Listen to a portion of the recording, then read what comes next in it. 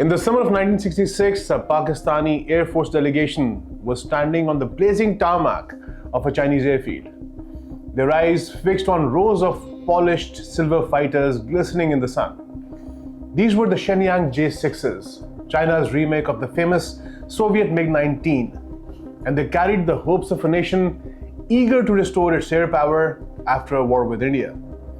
The officers had journeyed thousands of miles, fueled by both strategic necessity and the promise of cutting-edge supersonic aircraft. What awaited them, however, were machines that would challenge their skills, patience, and ingenuity in ways they could never have imagined. Inside those cramped cockpits lay a story of Cold War intrigue, industrial ambition, ideological conflict, and the stark realities of reverse engineering advanced military tech with limited guidance.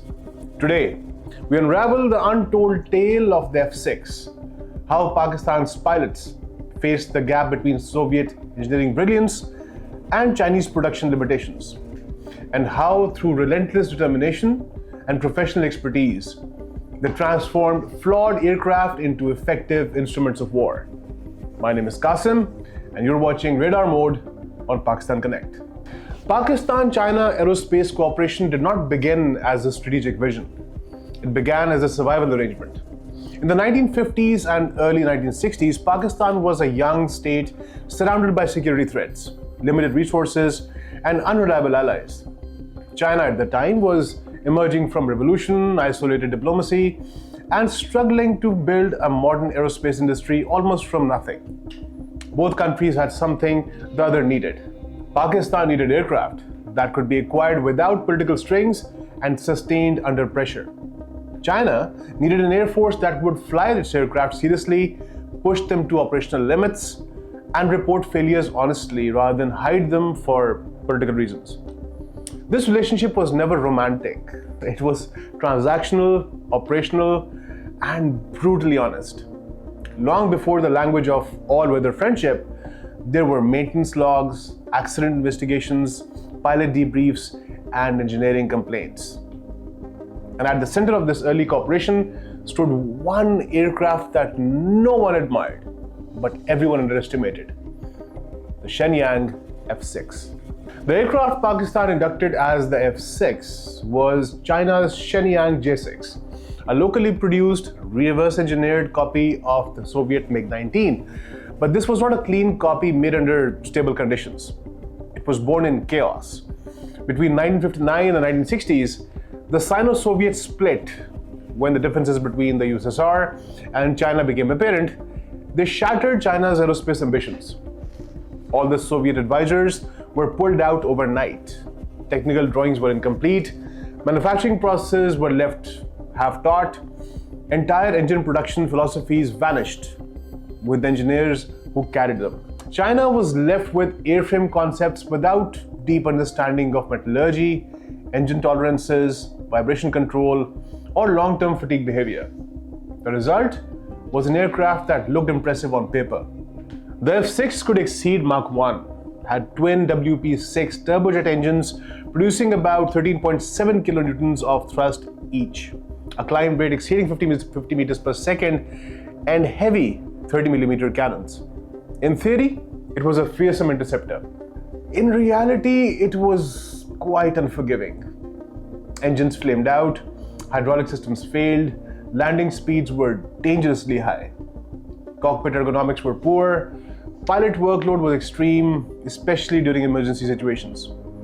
Each aircraft, unlike Western aircraft, behaved completely differently. Western analysts dismissed this as crude and dangerous. Even Chinese pilots were wary of this. Pakistan accepted this anyway, not because it was ideal, but because it was available. What Pakistan brought to the F-6 was not technology, but culture. By the time the F-6 entered service, the Pakistan Air Force had already absorbed a deep American operational mindset. Flying the F-86 Sabres had taught Pakistani pilots disciplined dogfighting, energy management, formation integrity, and the importance of structured debriefing. The Sabre was not just an aircraft, it was a flying classroom in tactical thinking. The F-104 Starfighter added another layer. It forced the PAF to master extreme speed, razor-thin safety margins, radar-guided interception, and precision maintenance. The Starfighter punished laziness and rewarded discipline. It taught engineers and pilots that small procedural mistakes could be fatal. More importantly, American aircraft taught Pakistan that air power is a system. Aircraft performance, maintenance cycles, logistics planning, training pipelines, and feedback loops are inseparable. A jet is only as good as the ecosystem that is supporting it. This mindset would save the F-6. And then came the War of 1965. The aerial warfare of the 1965 Indo-Pakistani War was dominated by the Pakistani Air Force's F-86 Sabres alongside F-104 Starfighters and B-57 Canberra bombers. The Air Force pilots faced a numerically superior Indian Air Force equipped with Hawker Hunters, Mysteers, and Canberra bombers. Despite being outnumbered, Pakistani pilots leveraged their training, superior gunnery skills, and effective use of terrain to achieve a claimed kill ratio of roughly 3-1 in favor of the PAF. Dogfights over Kashmir and Punjab tested maneuverability and pilot reflexes, with F-86 Sabres proving particularly effective in air-to-air combats. The PAF's performance maintained Pakistani airspace integrity and disrupted Indian strike operations, reinforcing its reputation as a professional and resilient air force. The PAF emerged from the war with its reputation strengthened, celebrated as a force that had stood up to a larger adversary and proved its mettle in numerous aerial engagements and ground support roles. Yet the conflict had drained the nation's limited aircraft inventory and revealed a dangerous reliance on Western suppliers. American aircraft suffered damage that required spare parts from the US, losses had to be replaced through American production lines, and expended ammunition depended entirely on American stockpiles. The real challenge came after the war, when diplomatic tensions triggered an arms embargo from the United States, Pakistan's primary arms supplier since the 1950s, cutting off critical military support at a time of urgent need. On paper, it applied to both India and Pakistan. In reality, it hurt Pakistan far more. India had alternative suppliers, primarily Russia. Pakistan did not. Spare parts dried up, aircraft availability declined quietly. Maintenance crews resorted to cannibalization. Aircraft remained on strength, but increasingly sat grounded. The PAF survived, but it understood something critical. Dependence is a strategic vulnerability. Engines could not be overhauled freely, avionics upgrades froze, weapons integration stopped. Pakistan realized that owning advanced aircraft meant nothing without guaranteed sustainment. Air power sovereignty did not lie in procurement, but in control. China, by contrast, offered continuity.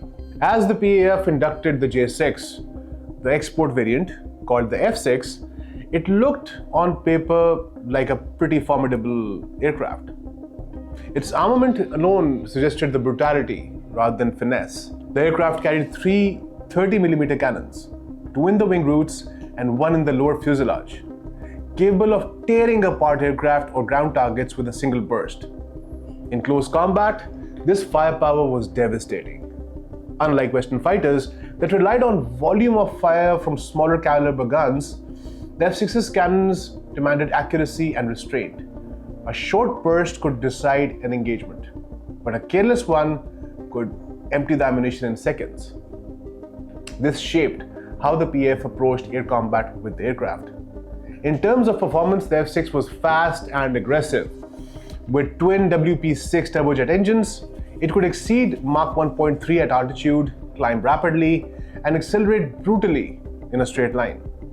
Its instantaneous turn rate was very respectable, but sustained turns bled energy quickly. High landing speeds and poor low-speed handling made takeoffs and recoveries dangerous, especially from short or rough airfields. Fuel endurance was limited, forcing pilots to think in minutes rather than hours. This was not an aircraft that forgave indecision. Yet the greatest challenge was not its weapons or its speed. It was inconsistency. One of the first challenges pilots noticed was the striking inconsistency between individual J-6 airframes. Unlike American F-86 Sabres, where standardized production ensured each aircraft handled almost identically, every JA-6 had its own personality that required careful learning. Some fighters tended to drift left in flight, demanding constant right rudder input to maintain flight level, while others veered right, requiring opposite corrections. Cockpit instruments were often slightly miscalibrated, and engine gauges could be misleading, masking overheating risks until it was too late. Pilots quickly realized that they had to master the quirks of their specific aircraft and adjust their flying accordingly. A manageable task in training, but one that posed serious risks in combat, where any variable plane might be assigned.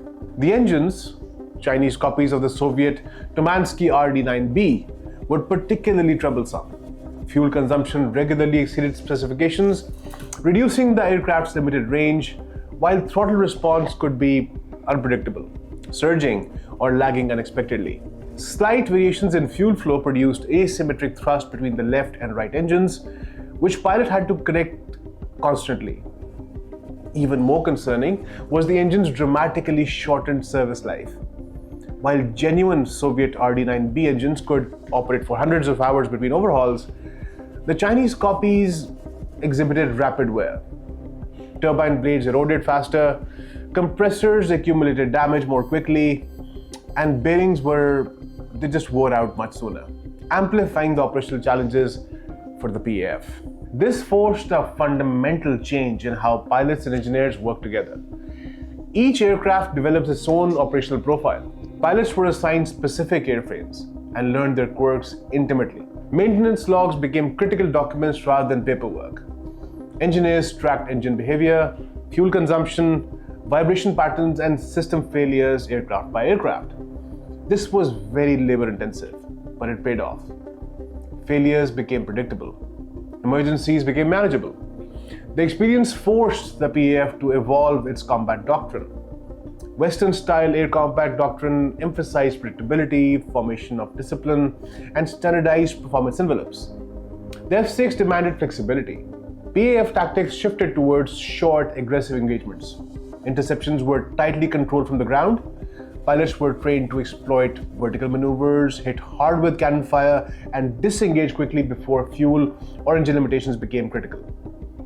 The dogfighting philosophy moved away from prolonged turning battles towards brief violent exchanges. The lack of good radar and limited avionics further shaped tactics. Situational awareness deepened heavily on ground control interception, visual outlook, and disciplined formation spacing. This sharpened pilot skills rather than discarding them. The PAF did not attempt to fight the F-6 like F-86 Sabre or F-104 Starfighter. Instead, it built a doctrine that accepted the aircraft's limitations and weaponized its strengths. In doing so, the PAF solved a deeper problem. It learned how to fight effectively with imperfect machines. This mindset, fighting the aircraft you have, not the aircraft you wish for, would become a defining feature of Pakistani air doctrine. It also impressed Chinese observers who realized that the aircraft's flaws were not merely manufacturing problems but doctrinal challenges that could be mitigated through smarter operational design. By the end of this phase, the F-6 was no longer a dangerous unknown. It was a demanding but lethal tool operated by pilots who deserved and understood its personality down to the smallest vibration. And in mastering that chaos, the Pakistan Air Force unknowingly laid the intellectual foundation for every future Sino-Pak fighter program. Throughout the 1960s and 1970s, Pakistan became an operational laboratory for the Chinese aviation. Pakistani pilots, engineers provided blunt, professional feedbacks on engine wear, structural fatigue, cockpit workload, and maintenance access. For Chinese designers, this was revolutionary. Until then, aircraft development had largely ended at the factory gate. Pakistan demonstrated that real refinement happens in service. Design must evolve alongside operations. Manufacturing tolerances improved, engine reliability increased, maintenance access was redesigned. Later F-6s were significantly safer and more reliable than the early batches. China was learning not just how to build aircraft, but how to sustain them. By 1971, the situation had shifted. The PAF entered the conflict with a mix of F-86 Sabres, F-6s, and Q-5 Fantans, facing a significantly expanded and modernized Indian Air Force that included MiG-21s, Su-7s, Hunters, and Canberras. The J-6 provided the bulk of PAF's air defenses in both East and West Pakistan, conducting interception missions and limited air superiority operations. The Q-5, introduced in operational numbers just prior to the conflict, was used effectively for ground attack missions, striking enemy troop concentrations and logistical targets. While Indian air superiority was gradually established, particularly in the Eastern Theatre, the PAF managed to inflict significant losses on the IAF, with reported kill ratios of roughly 1.5 to 1 in the Western sector, demonstrating that despite numerical and technological disadvantages, skilled Pakistani pilots could exploit their aircraft's capabilities effectively. The lessons learned from operating the F-6 fleet, dealing with inconsistent airframe performances, variable engine behavior, and adapting maintenance practices directly contributed to more effective deployment of the Q-5 and the enhanced ground attack doctrine.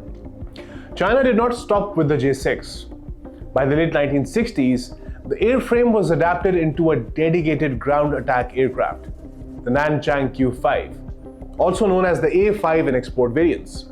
This aircraft retained the J-6's basic fuselage, but introduced a redesigned nose, internal weapons bays, enhanced avionics for attack missions, and increased payload capacity for bombs and rockets. Pakistan, already experienced with the quirks and strengths of the J-6, was uniquely prepared to operate and eventually customize the Q-5. PAF pilots quickly understood the flight characteristics, engine handling, and maintenance requirements of this modified aircraft. They exploited lessons learned from the F-6, careful mission planning, disciplined fuel management, preemptive maintenance, and operational discipline. Over time, the PAF used the Q-5 for low-level strike precision interdiction and tactical support operations. The experience cemented Pakistan's reputation for taking foreign aircraft, understanding their operational envelope, and adapting them to real combat requirements, lessons that would later shape the F-7PG and the JF-17 programs. The transition from the F-6 to the F-7 was evolutionary. The F-7, derived from the MiG-21 lineage, absorbed years of Pakistani experience. By the time the F-7PG emerged in the late 1980s and 1990s, it reflected a genuine synthesis. Western-style avionics, a modern heads-up display, improved radar, and high reliability all reflected Pakistani influence. Pakistan was no longer just a buyer. It was shaping design expectations. By now, the cooperation had matured into full Sino-Pak aerospace design collaboration, with knowledge sharing on aerodynamics, avionics, integration, weapons pylons, and local assembly techniques. China learned how to tailor its platform to the real conditions of air combat, not just theory. The JF-17 Thunder was not a leap. Every design choice reflected lessons learned since the J-6. A single engine for maintenance realism, modular avionics for upgrade sovereignty, local assembly for sustainment and independence, multi-role flexibility grounded in real operational needs. China brought industrial scale and modern electronics. Pakistan brought doctrine, maintenance culture, and combat realism. For the first time, both sides met as near equals. This platform represents decades of iterative learning, from flawed F-6s to the F-7 to the F-7PG to a fully capable, indigenous, operable multi-role fighter. The F-6 and its evolution into the Q-5 were never glamorous. They were born from fractured alliances, incomplete knowledge, and raw necessity. Yet, they became the classrooms in which Pakistan taught China how aircraft live, age, and fight. The JF-17 Thunder and future projects are not just modern fighters. It is institutional memory forged in the 1960s and 1970s, carrying the DNA of the F-6, the discipline of the Sabre, and the operational insights of the Q-5. It is a story of ingenuity, adaptation, and professional skill. Lessons that began on the scorching Chinese tarmacs of 1966 and continue to resonate in every aircraft that PAF flies today. This is all from Radar Mode today. I hope you enjoyed this episode. If you like this episode, please hit that like button, share this video, and subscribe to Pakistan Connect. I will see you next week with a new topic. Until then, stay informed, stay alert, and keep that radar mode on. I'll see you next week.